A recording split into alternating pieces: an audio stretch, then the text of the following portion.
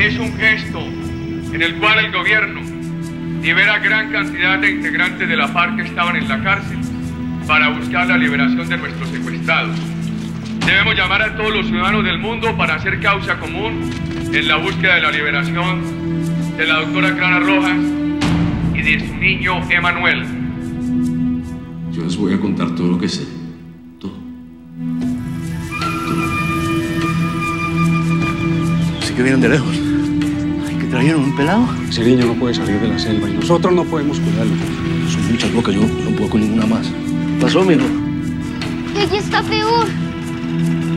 Es que el niño necesita medicinas y los retenes no dejan salir. El conducto es mejor que es media vuelta. ¡Media vuelta!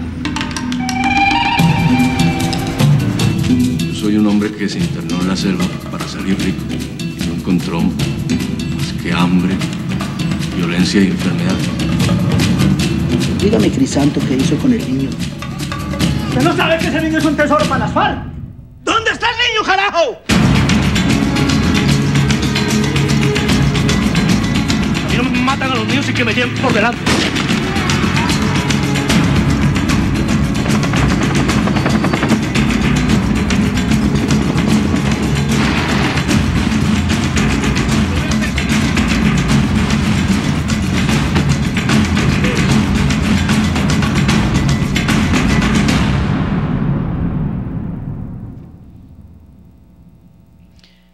Este es uno de los cortos de la historia de película española que aún no se ha visto en Colombia y que podría no verse si mañana se falla una tutela a favor de Clara Rojas, la madre de Emanuel, hijo que tuvo cuando ella estaba secuestrada por las FARC.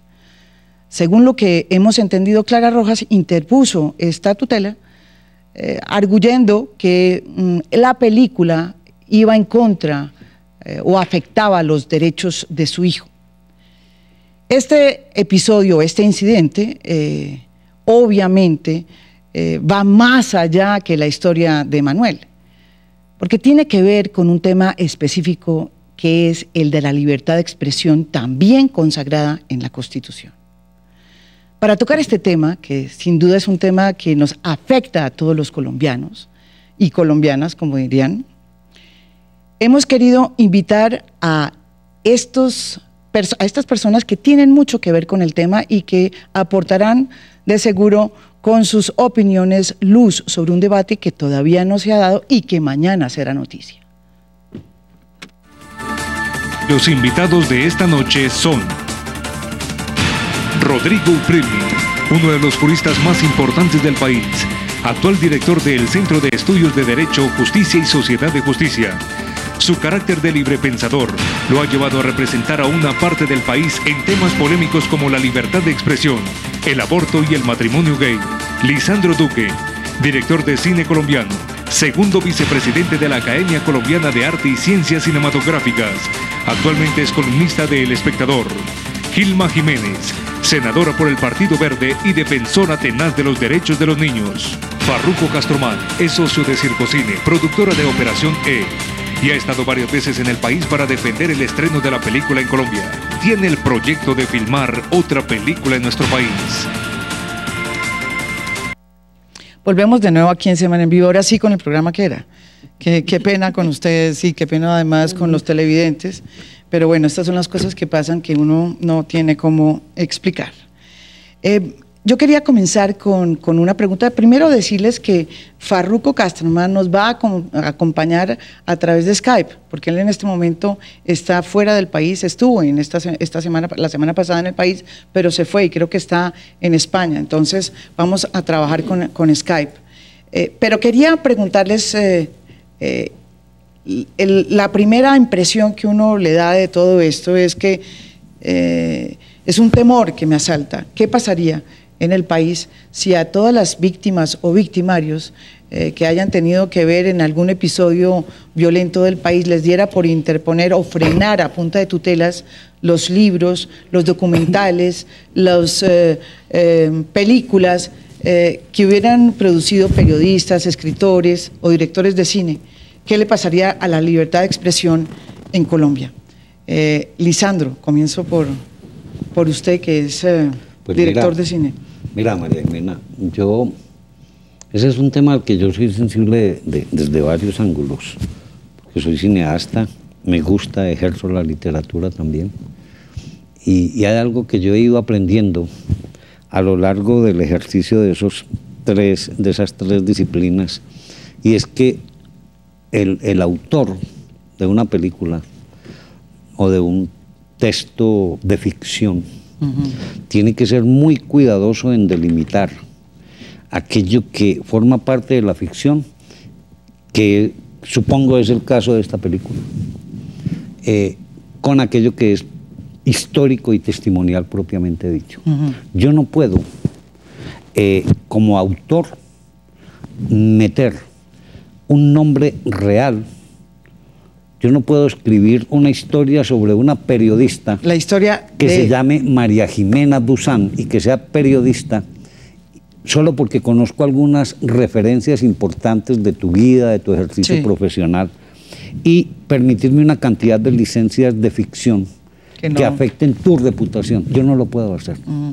Porque independientemente, aunque eso es un hecho sensible, de que es el tema de un niño, de Emanuel, si ya hay licencia para la ficción, uno tiene que contar con el apoyo, con el asentimiento de quien sea directamente afectado por el relato. O sea, ¿tú estás de acuerdo con el argumento de la tutela? Lo que pasa es que yo no le llamo a eso censura.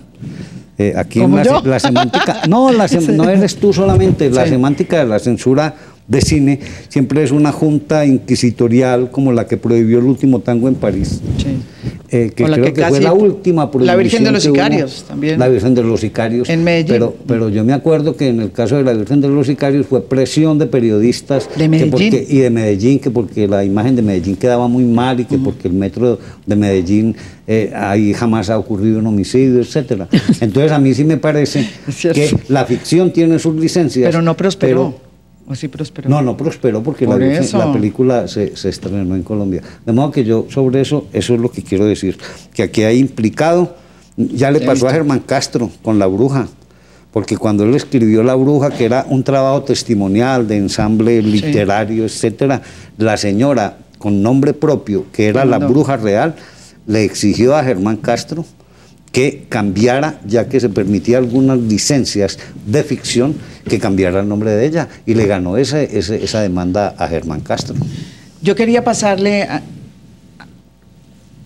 a Farruko, no le podemos dar paso, ¿por qué? No hay posibilidad.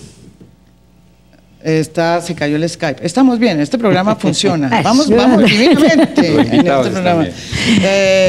Gilma. Sí, María Jimena, bueno, muchas gracias primero por la invitación y un saludo a los compañeros de mesa, al doctor Uprime, a Lisandro y a usted. Yo creo que aquí hay un tema, primero hay un tema muy delicado, un lindero muy delicado, es que aquí de por medio entran en conflicto, como dirían los abogados, dos derechos. Por un lado está involucrado un niño y eso vuelve el tema muy complejo, pero muy complejo, y por el otro lado una discusión que usted quiere traer y que es perfectamente válida y legítima, y es la de la libertad de prensa. En este caso en particular hay algo que a mí me llama profundamente la atención, porque si hay un niño conocido en Colombia desde antes de nacer, es ese Emanuel. De hecho, nosotros nos enteramos los colombianos, a través de un colega suyo, que Clara estaba embarazada, en cautiverio. Luego nos enteramos que el niño había nacido. Tuvimos detalles del parto. Tan tuvimos detalles del parto que nos enteramos que el niño tenía un problemita en un brazo. Sí, claro. Luego, cuando el niño fue entregado en un evento mediático, donde estaban no solamente la mamá y familiares del niño, sino además estaba la institucionalidad. Ahí estaba la directora de la época del ICBF y no hubo ningún problema. De hecho, estamos dando el nombre de Emanuel sin ningún tipo de limitación, cuando en los códigos se señala que, por ejemplo, por proteger los derechos de los niños se debe omitir dar su nombre. No obstante, aquí, pues en este momento sí no podemos caer en el asunto bizarro y extraño de los colombianos de fingir locura, o sea, el niño, ya no hablamos de Manuel. De tal suerte que no entiendo por qué en este momento hay una reacción de esa magnitud cuando, contra una película, cuando hemos visto inclusive crecer a Manuel en revistas, y en programas. También pensado otra película. Sobre ¿dónde está el lindero? ¿Quién protege a los niños? ¿Es responsabilidad solo de la mamá o es de las instituciones? ¿Por qué reaccionan tan reactiva y tardíamente la institucionalidad responsable? Déjeme interrumpirla porque es que tenemos a las 4 de la mañana, en Europa son las 4 de la mañana y está Párroco Castramán, creo que se está durmiendo, pero atentamente nos está escuchando. ¿Usted ha oído lo que está diciendo aquí el doctor Lisandro Duque? ¿No es verdad? Sí. ¿Qué opina usted sobre, y lo que dice Gilma, cuál es su opinión frente a toda esta discusión que se ha generado a partir de su película? Bueno, evidentemente no estoy de acuerdo con el señor Lisardo y sí con la señora que nos acompaña, con la señora Gilda. Disculparme si en algo me equivoco porque me llega el sonido un poquito retardado. Evidentemente nosotros hemos hecho una película que ha sido un homenaje a las víctimas del conflicto armado y a los desplazados. Ese siempre ha sido nuestro cometido, ¿no? Hemos elegido la historia de José Crisanto Gómez Tobar como se podía haber elegido la de cualquier otro desplazado. Y bueno, el motivo y uno de los motivos relacionados con la historia es el niño Manuel, eso está claro y nosotros no podemos negarlo, ¿no? Pero eso no quiere decir que el niño sea el protagonista de la historia, simplemente es el causante motor de los hechos. Hechos única y exclusivamente públicos. O sea, yo no sé por qué se ha montado tremendo escándalo con esto, porque nosotros lo que estamos narrando en la película es algo que ya está contado en diversos libros, en diversas investigaciones de periodistas, en diversos informes, e incluso muchos de los detalles también están relatados por la madre en medios de comunicación, en libros, etcétera, etcétera. Entonces, bueno, entiendo que lo que nosotros contamos es una recopilación de hechos públicos documentados de esta forma y entiendo que nosotros, en nuestro derecho de libertad de expresión, pues tenemos toda la libertad y derecho a poder hacer esta película, ¿no?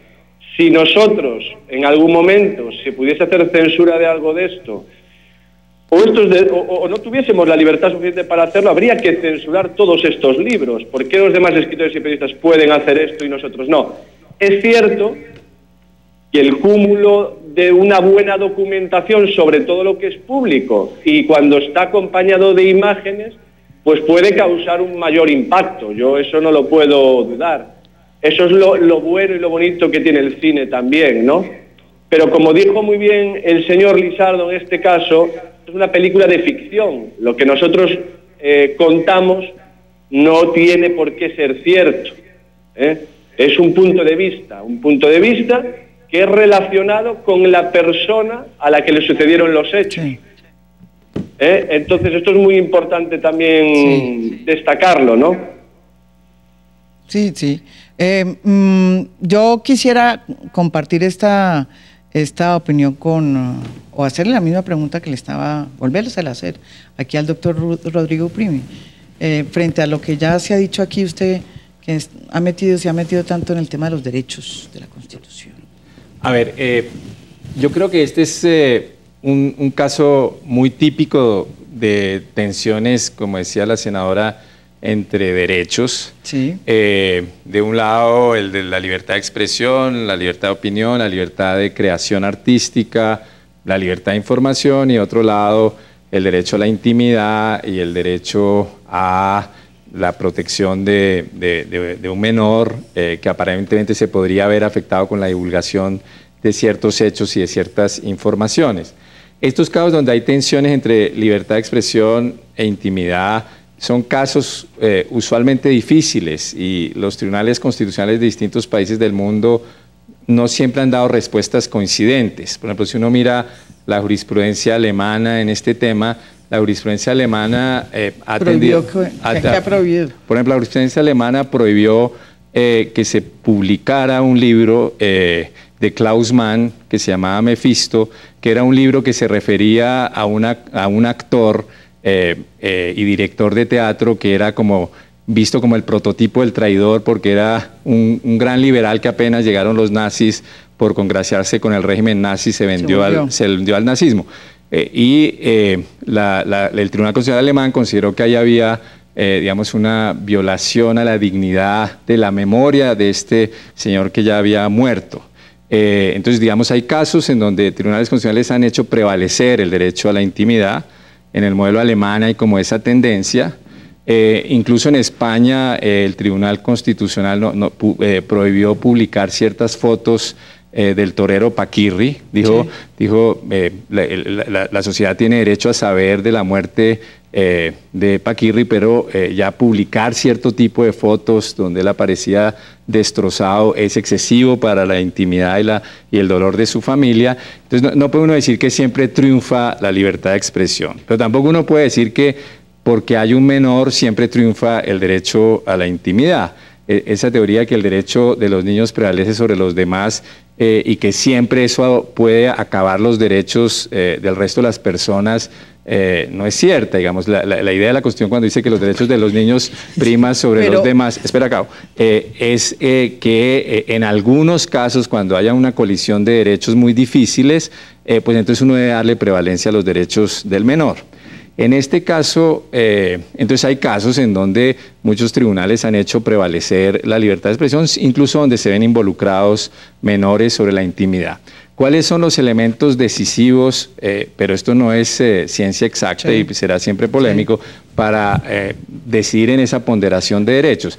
Yo creo que hay varios elementos a los cuales se recurre en este tipo de análisis. Primero, quienes están involucrados. No es lo mismo que yo hable de mi vecino a que yo hable de un personaje público. Segundo, la relevancia del tema, es decir, no es lo mismo, como decía la senadora, este caso que conmovió a todo el país, sobre el cual se ha divulgado muchísima información, que es un caso que tiene que ver con las víctimas del conflicto armado y que uno dice es un objeto legítimo de discusión pública en Colombia y de reinterpretación artística. No es lo mismo cuando uno se refiere a esferas que ya son medio conocidas, por ejemplo en el caso de La Bruja, que señalaba Lisandro, finalmente la Corte Constitucional, los jueces de instancia le dieron razón a la peticionaria, pero la Corte Constitucional terminó dándole la razón a Castro Caicedo y dijo, no, mire, ese hecho ya era un hecho conocido. Es que yo creo que ni siquiera el náufrago de García Márquez, digamos, funcionó el tema, o sea, prevaleció. El náufrago también denunció a García Márquez. Muy pocos aspectos, pero muy pocas veces ha ganado. Han sido secretos para la sociedad. No, pero digamos, lo que yo creo es que uno no puede decir que si un juez prohíbe algo, obligatoriamente censura, porque a veces la única forma de proteger el derecho a la intimidad es prohibir la divulgación. Eso sí, no hay nada que hacer. Si yo quiero proteger el derecho a la intimidad de alguien, pero es que a eso voy. Pero el interrogante es si en este caso está justificado. No, pero es que en este caso, esa es la pregunta, es ¿cuál es el derecho,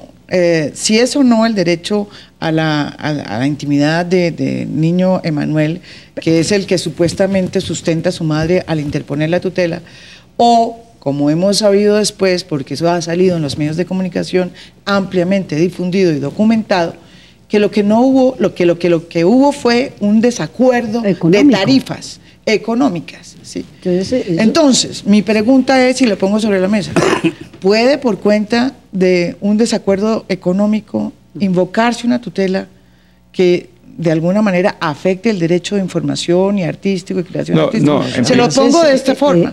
La familia de Pablo Escobar también presentó una tutela. Las hermanas. Argumentando que la imagen iba en contra de la imagen de Pablo Escobar. Imagínense, que afectaba la imagen de Pablo Escobar. Y de la mamá. Y de la mamá. Y están muy molestos por la mamá. No salió así, afortunadamente. ¿Ustedes qué plantean? Pero por la carga de sentimientos que inspira la figura de Pablo Escobar.